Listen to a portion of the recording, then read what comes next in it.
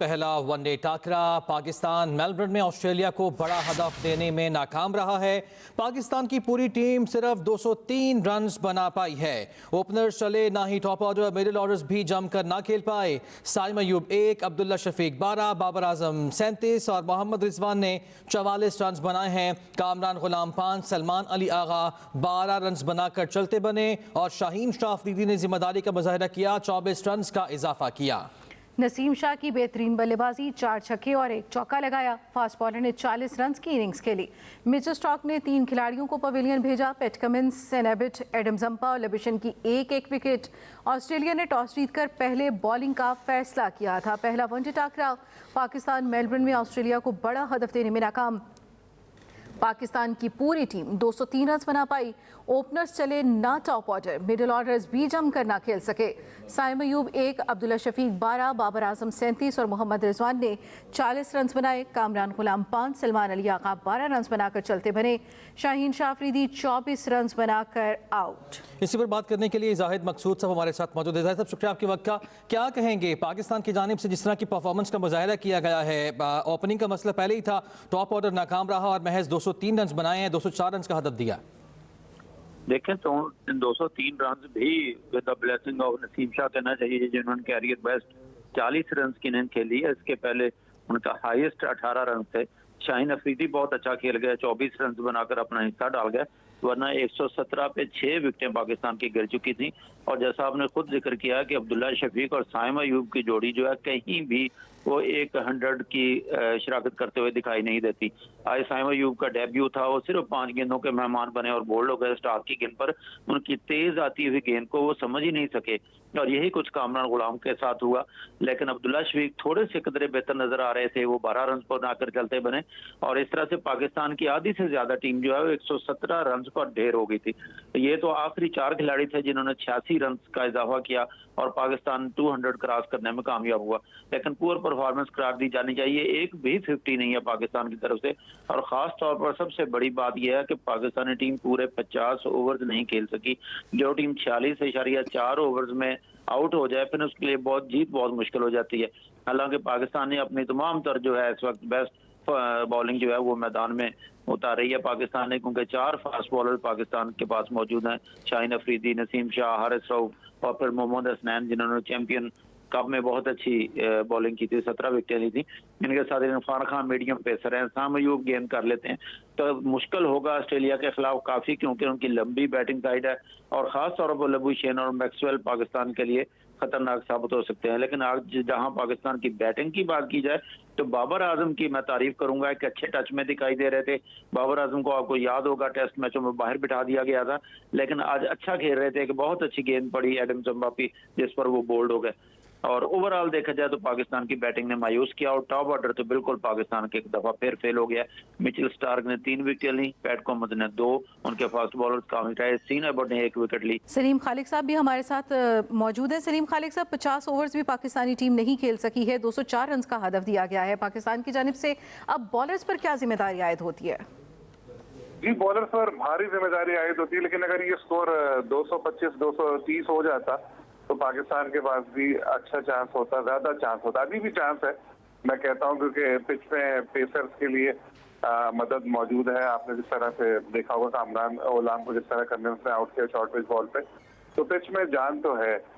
लेकिन अगर बड़ा स्कोर बन जाता तो क्या बात होती। देखिए, पाकिस्तान का सबसे बड़ा जो मसला नजर आ रहा है वो ओपनिंग जोड़ी है, जो अब्दुल्ला शफीक और साइम अयूब।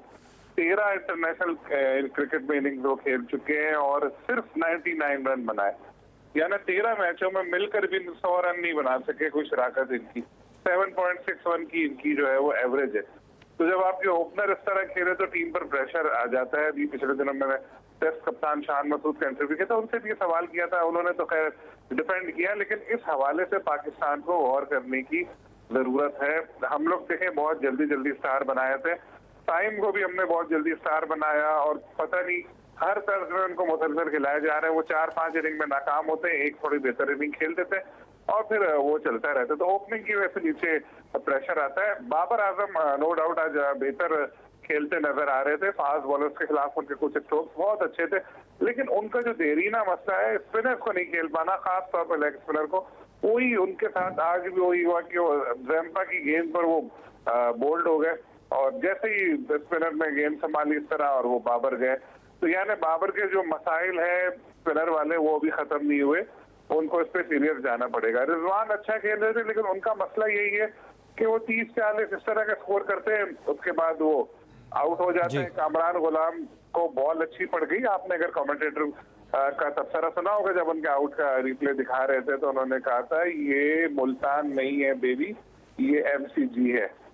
तो जाहिर है हमारे क्रिकेटर अपनी विकेटों पे खेल कर आते हैं, जब वो ऐसी पिचेस पर खेलते हैं जहाँ पर जान हो, बाउंस हो, तो वो फंस जाते हैं। सलमान नहीं खेल सके, बड़ी इनिंग इरफान ने थोड़ा बेहतर परफॉर्म किया, लेकिन हमें दाद देनी चाहिए शाहीन शाह अफरीदी और नसीम शाह को, जिन्होंने ऑस्ट्रेलवी बॉलर्स का डटकर सामना किया, जारहाना बैटिंग की और हमारा स्कोर एक तो 200 के पार पहुंचाया और अपने जो टॉप ऑर्डर बैटर्स हैं उनको भी बता दिया कि भाई बिल्कुल ठीक है। यकीनी तौर पर दाद के मुस्तहिक तो हैं हमारे दोनों बॉलर्स। एक ने 40 रन बनाए, 24। बहुत शुक्रिया। सलीम खालिक और जाहिद मकसूद साहब हमारे साथ मौजूद थे। बरह रास्त आपको लिए चलते हैं। मुराद अली शाह सिंध असम्बली में इज़हार ख्याल कर रहे हैं। हमने अपने हाई कोर्ट के जजेस की तादाद भी बढ़ानी है, उसका जो भी तरीक़ाकार होता है उसमें भी बात हो रही है। और ये सब मकसद यही था जो बिलावल भुट्टो जरदारी साहब ने स्पीयरहेड किया था, चैंपियन किया था 26वीं आईनी तरमीम को, उसके असरात और उसके जो फवायद हैं वो जल्द से जल्द इस मुल्क के लोगों को आए, ख़ास तौर पे हमारे सूबे के लोगों को तो आए, बाकी 3 सूबों ने अभी नहीं किया है, वो भी फॉलो कर लेंगे मुझे उम्मीद है। इसलिए कि अब तो 26वीं आईनी तरमीम को हर पार्टी, जो मैं पहले दिन से कह रहा था, ये बिलावल भुट्टो जरदारी साहब की लीडरशिप थी कि उन्होंने अपना ड्राफ्ट जो उन्होंने कंसीव किया, उनका ड्राफ्ट है ये कॉन्स्टिट्यूशनल बेंचेस का, सबको पता है, उस सबको एग्री कराए। इवन जो PTI है उनके सदर भी एग्री हुए। चले फिर उन्होंने मुखालफत कर दी नेशनल असेंबली में और सेनेट में जब ये पेश हुआ, वो अलग बात है। लेकिन अब उन्होंने भी JCP में अपने 2 मेंबर दिए, तो उन्होंने 26वीं आईनी तरमीम मान ली है। पहले ही मानी हुई थी, एक शख्स नहीं मान रहा था, मैं पहले ही बता चुका हूं। तो मेरा ख्याल है कि ये सिंध असेंबली को प्रिविलेज हासिल है। हमें खुश होना चाहिए कि हमने आईनी तरमीम को इफेक्टिव करने के लिए बिल्कुल राइट टाइम पे एक रेजोल्यूशन ला रहे हैं और इंशाल्लाह ताला मुझे उम्मीद है कि जो कम से कम 85 चाहिए, लेकिन उससे बहुत ज़्यादा मैं तो फारूक भाई से भी कहूँगा, लेकिन वो उनकी मर्जी है, ऑब्वियसली किसी को ज़बरदस्ती नहीं है। और मैं आपसे रिक्वेस्ट करूँ, आपने एक लफ्ज़ कहा था कि हमें बुलाया, हमें कहा गया कि इसको बस करना है, हमने ये नहीं कहा। आप अपने और आपने अपनी लीडरशिप से ज़रूर बात की होगी, उसके बाद ही आपने लफ्ज़ कहे थे। चले मैंने फिर गलत सुना, मैंने गलत सुना।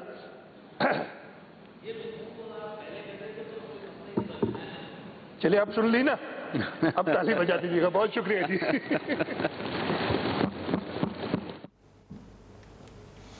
मुराद अली शाह सिंध असम्बली में इज़हार ख्याल कर रहे थे। उनकी जानिब से जिक्र किया गया, तज़किरा किया गया 26वीं आईनी तरमीम का, जिसका क्रेडिट उन्होंने बिलावल भुट्टो जरदारी को दिया। और उनकी जानिब से ये भी कहा गया कि तमाम जमातों के साथ हम ऑन बोर्ड रहे और PTI ने भी 26वीं आईनी तरमीम मान ली है।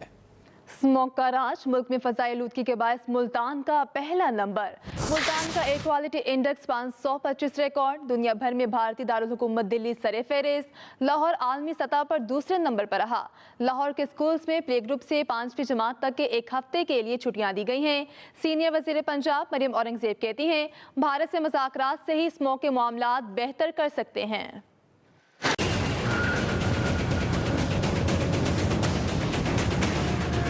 लाहौर में स्मोक ने पंजे काट लिए।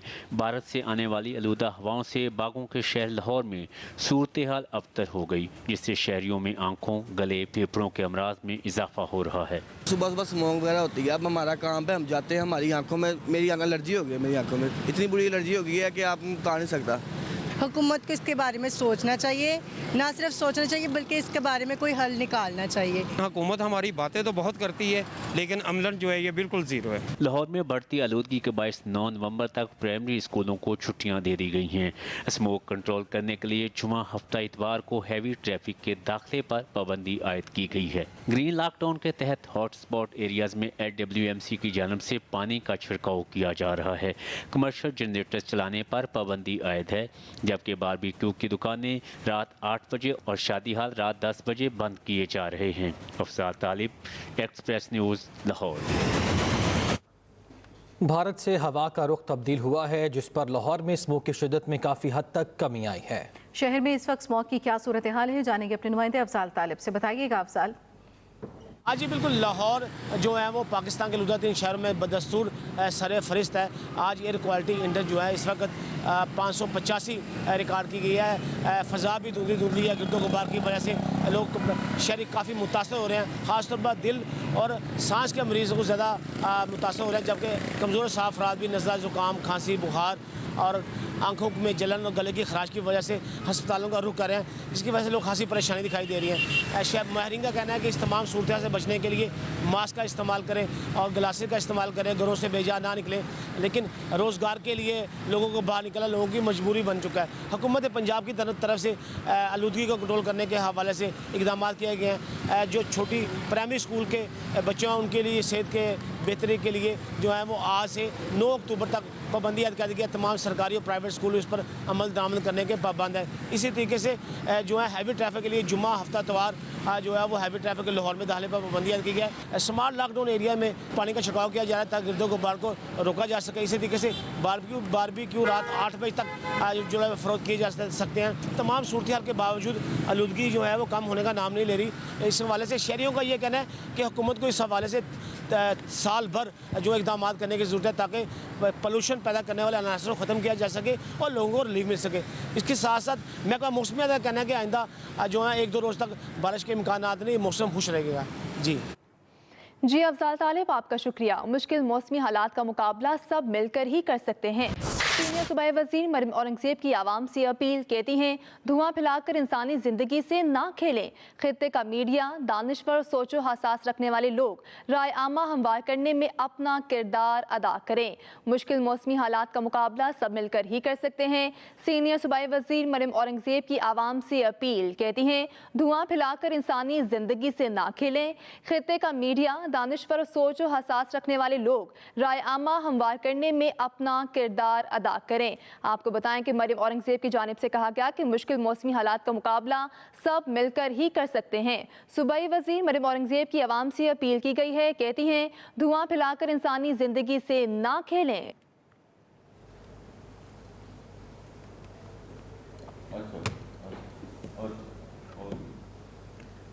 एक बार फिर आपको लिए चलेंगे सिंध असेंबली, जहां पे इजलास जारी है। Adjournment motion number 16 regarding establishment of the state-of-art autism center for specialized care and support for individuals with autism ASD in the province. Sir बात जी मिनिस्टर साहब, आप एडजर्नमेंट मोशन को जी मैं स्पीकर साहब, इम्पॉर्टेंट इशू है, इसको बिल्कुल एडमिट करें और इसको कोई फिक्स कर दें डेट फ्यूचर में, ताकि इस पर order in the house please. आप प्लीज तशरीफ रखिए, मिनिस्टर साहब बात कर रहे हैं। खुरम साहब आप प्लीज बैठे। तो इस पे कोई डे फिक्स। हुकूमत अहम कानून साजी के लिए तैयार। दोनों ऐवानों के अहम इजलास आज होंगे। कौमी असम्बली का इजलास शाम 4 बजे होगा। वजीर कानून practice and procedure ordinance assembly में पेश करेंगे। सैनेट का 39 निकाती एजेंडा भी जारी कर दिया गया है। मज़ीद तफसीलात जानते हैं नईम असगर से। नईम, बताइएगा। हाँ जी बिल्कुल, ऐवान बाला का इजलास आज होगा और अहम कानून साजी उसमें मतवक्को है। सेनेट के आज होने वाले इजलास का 39 नुकाती एजेंडा जारी कर दिया गया है और इस एजेंडे में 3 नए बिल शामिल किए गए हैं जो आज के इजलास में पेश किए जाने हैं और 11 बिलों की जो कायमा कमेटियों की रिपोर्ट्स हैं वो एजेंडे में शामिल है। उनको ऐवान में पेश करके उनकी मंजूरी ली जाएगी। इसके अलावा सेनेट इजलास फेडरेशन का जो पार्लिमानी वफ्द आया था पाकिस्तान और इस वफ्द के दौरान जो कुछ दौरे हुए थे उन मुआहदात की तौसीक की करारदाद पेश की जाएगी और ये करारदाद पीपल्स पार्टी पेश करेंगे। नईम असगर, आपका शुक्रिया।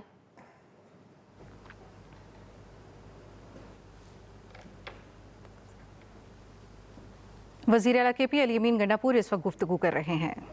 तालीम देनी है, हमें अस्पताल नहीं इलाज देना है। अस्पताल वो है जहाँ पे इलाज हो, स्कूल वो है जहाँ पे तालीम हो। इसी तरह दफ्तर नहीं, हमें सहूलत देनी है। दफ्तर वो है जो सहूलत दे रहा है। तो उसके लिए इस दफा हमने यही प्लान किया कि उनके स्कूल बनने में टाइम लगता है। अब तक बहुत सारी जगहों पे स्कूल नहीं है, प्राइमरी है तो मिडिल नहीं है, मिडिल नहीं तो हाई नहीं है। और मैंने खुद भी पिछले अपने तीसरा एक कंटिन्यूअस माशाल्लाह एक दौर चल रहा है एज अ पार्लियामेंटेरियन, तो मैंने ये देखा कि मैंने जो स्कूल शुरू किए थे 2014 में और 13 में अब तक कंप्लीट हो रहे हैं। अब वो बच्चियां तो माएँ बन चुकी होंगी जो हायर सेकेंडरी स्कूल में बना रहा था, जिनके लिए जो हायर सेकेंडरी की तालीम हासिल करेंगी, तो वो तो माएँ बन चुकी हैं। तो इसलिए हमने ये प्लान बनाया कि हम, क्योंकि हर जगह पे हमारे पास जगह मौजूद है, तो हम रेंटेड बिल्डिंग में स्कूल शुरू कर देंगे ताकि तालीम फौरन शुरू हो जाए, किसी का फ्यूचर खराब ना हो। और साथ साथ फिर वसाइल के साथ बिल्डिंग भी बनती रहेंगी, जब बिल्डिंग बन जाएंगी तो any time we can shift over. तो उस पर काम हो रहा है हमारा इंशाल्लाह। तालीम कार्ड जो है इंशाल्लाह वो भी हमने शुरू कर दिया है।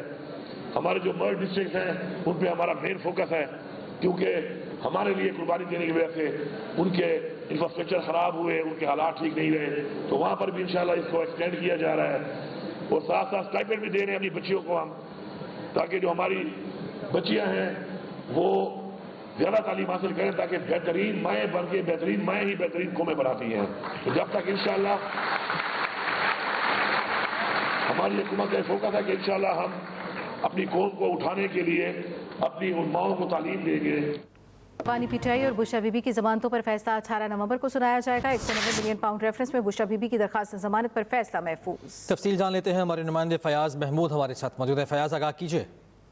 जी देखिए, तोशा खाना रसीदों जाली रसीदों का केस है जिसमें बुशरा बीबी की जमानत पर आज अदालत ने फैसला महफूज कर लिया है। और अब अदालती अमले ने बताया है कि 18 नवंबर को इस दरखास्त पर फैसला सुनाया जाएगा। लेकिन साथ ही साथ अदालत ने बानी पीटीआई की 6 मुख्तलिफ दरखास्तों पर, जिसमें तोशा खाना जाली रसीदों का केस है और एहतजाज की केस है, उस पर मजीद दलाइल भी 18 नवंबर को तलब करनी है। और अदालत ने कहा है कि 18 नवंबर को बानी पीटीआई को वीडियो लिंक के जरिए अदालत में पेश भी किया जाए और अदालत एक ही साथ इन तमाम दरखास्तों पर फैसला भी सुनाएगी। 18 नवंबर को पहले अदालत बानी पीटीआई का तोशा खाना जाली रसीदों का केस में जमानत पे मजीद दलाइल सुनेगी और उसके साथ ही साथ दीगर जो केसेस हैं उनमें भी उनके दलाइल होंगे, जिसके बाद अदालत ने 18 नवंबर की तारीख मुकर्रर कर दी है, जिसमें अदालत बुशरा बीबी और बानी पीटीआई की दरखास्तों पर फैसला सुनाएगी। जी शुक्रिया आपका फयाज। पाकिस्तान रेलवेज का जदीद कंप्यूटराइज्ड सिग्नलिंग सिस्टम रेलवे का दर्द-ए-सर बन गया।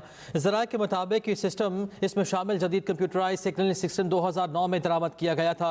इस सिस्टम को पाकिस्तान रेलवे की मरकजी रेलवे लाइन के 60% स्टेशन पर इंस्टॉल किया गया है। मजीद तफसील जाने के अपने नुमाइंदे तारिफ फरीदी से। तारिफ, बताइएगा क्या खराबी आ रही है? देखिए जी, सबसे बड़ी खराबी ये है कि ये बिजली से ऑपरेट होता है और चीचा वतनी और काड़ा समेत दीगर स्टेशनों की बिजली जो थी बिल की अदम अदायगी की वजह से मुनक़ता रही है। 6 से 8 घंटे और कहीं स्टेशन पे तकरीबन 22 घंटे के बाद बिजली बहाल हुई है। जब बिजली चली गई तो सिस्टम जो था उसका बैकअप भी काम नहीं कर सका और सिस्टम जो है वो बैठ गया, जिसकी वजह से इस लाइन पर जो लाहौर से कराची और कराची से आगे कोयटा बलूचिस्तान तक जाती हैं ट्रेनें, उनकी आमदोरफ्त जो है बड़ी मुश्किलात का सामना करना पड़ा। क्रॉसिंग के लिए पहले एक ट्रेन को एक साइड पे खड़ा कर दिया जाता था, उसके बाद उसको मैनुअल तरीके से क्रॉस किया जाता था, फिर दूसरी ट्रेन को चलाया जाता था। सिस्टम की खराबी की वजह से न सिर्फ मुसाफिरों को मुश्किलात का सामना करा, बल्कि रेलवे को अपने गाड़ियों को साइड लाइन पे लगाने से डीजल भी ज्यादा इस्तेमाल हुआ है। रेलवे काम का कहना है। इस न्यूज़ बुलेटिन से अब तक के लिए इतना ही। ताज़ा तरीन खबरों से बाखबर रहने के लिए विजिट कीजिए हमारी वेबसाइट express.pk। इसके अलावा आप हमें फेसबुक और एक्स पर भी फॉलो कर सकते हैं। तो देखते रहिए एक्सप्रेस न्यूज़, से रखिए हर खबर पर नजर।